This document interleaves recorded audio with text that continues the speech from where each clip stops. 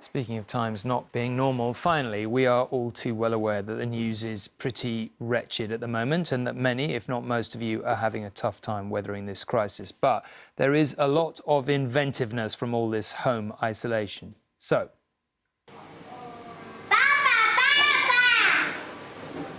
this was circulated today as a great home parenting solution.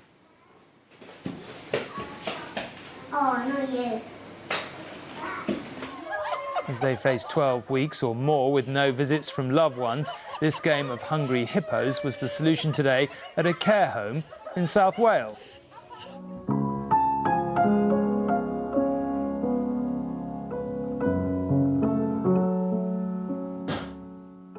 There was the somewhat surreal but rather moving sight of Hollywood legend Sir Anthony Hopkins playing the piano to entertain his cat.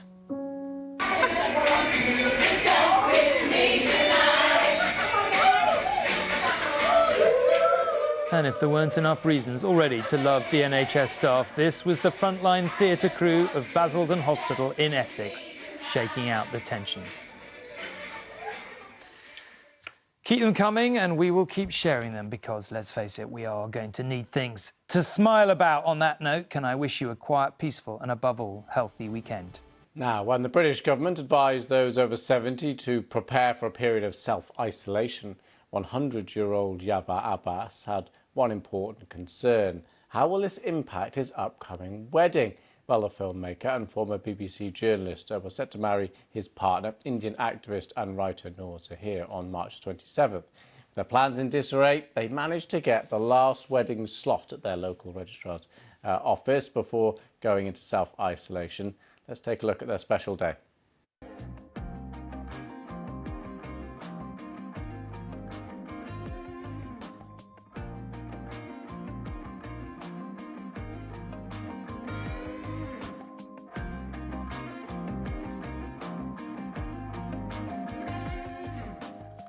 Well, let's hear now from the newlyweds. We haven't got a lot of time. Noor has to leave the country under the immigration laws by the 24th of April. And when we went, when we found that this is going to happen, this wretched coronavirus, we had had another look at our situation, and we went to the registry together, to the registration office 2 days before 27th. Yeah, and 17th. 17th. We went on 15th, Yeah. and they said that they could manage 17th for us. Earlier they said they can manage it on the same day within half an hour, and I said no, I would want to change my sari. It's a bit difficult to get 2 witnesses at such a short notice. So then they said, okay, then 17th is the best that they can do at about 10:30, and we said, okay. Wonderful news. Congratulations to them. And finally, James Milner's done it again. Have you been watching him on social media? No, tell me. He started off his... so is he self-isolating or just social distancing, the footballers? But he's started off counting his tea bags, didn't he? Okay, you see him counting his tea bags? You know, James Milner has this... He has an unfair reputation for being boring. Okay. And he loves to play up to it. Okay. So he put a video out on social media of him counting his tea bags out, rationing his tea bags. Then he put a video out of him meticulously cutting his lawn with scissors and ruler, making sure that everything was the right height. Sounds like a very sensible man. He's preparing to self-school his children at home.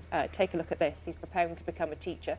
He is meticulously now sharpening his pencils, getting ready and taking his new job. Look at that, lining it up very, very carefully indeed. No slacking off in Mr. Milner's classes, I'm sure. But James Milner is having a lot of fun with his reputation. And so many parents are going to be... It's like, how do you approach homeschooling now? Do you do the strict thing? Yes, absolutely. OK.